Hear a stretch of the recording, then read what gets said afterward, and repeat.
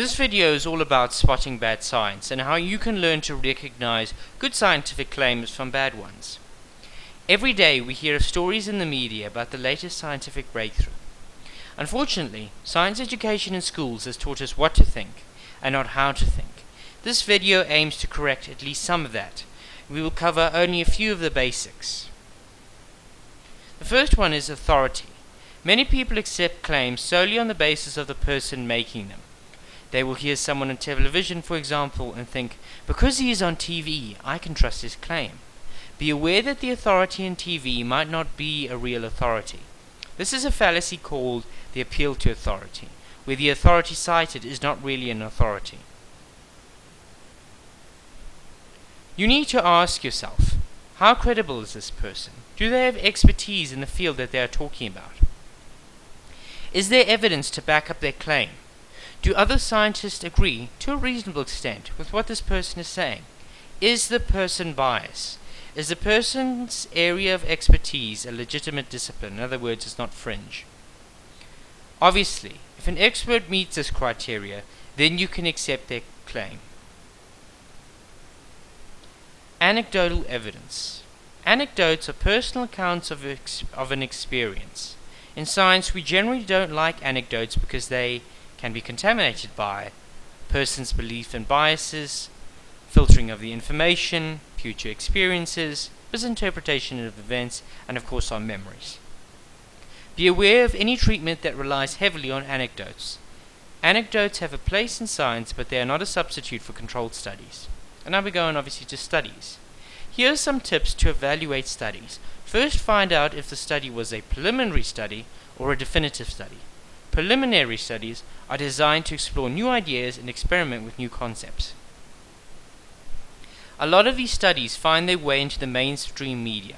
So just remember, many concepts takes years of testing before scientists come to a definitive conclusion.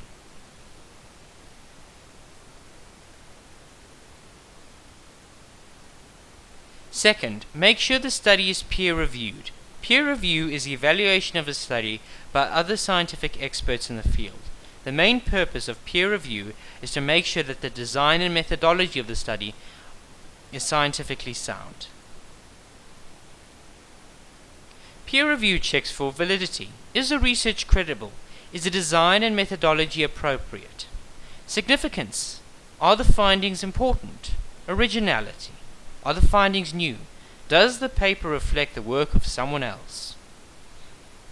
And now we're going to false balance. False balance is where the media present an issue as being more balanced between opposing viewpoints than what the evidence actually supports. Just because the media presents two sides does not mean there is merit to the other person's argument. A good example of this include global warming skeptics, evolution deniers, anti-vaccination people, and so on. Beware of Mavericks. Mavericks are fringe experts who are outside the scientific community. They have a habit of attacking mainstream science. These Mavericks will often say things like, "This is what doctors don't want you to know." People rarely make scientific discoveries on their own. Science is about collaboration. It doesn't happen in a vacuum. If there's good solid evidence for something, scientists will change their position on the subject. And now obviously we're going to go into recommended resources I recommend so that you can become more scientifically literate. The first is Science-Based Medicine. It's run by a few doctors, which is very good. Then you have the Skeptics Society, the Skeptics Dictionary, and then a website called Sense About Science. They have a very good pamphlet or brochure on peer review. I think it's called I Don't Know What to Believe, so if you want to read it, please read it. Anyway, thank you for watching. I hope you enjoyed this video, and I will see you next time. So, bye-bye.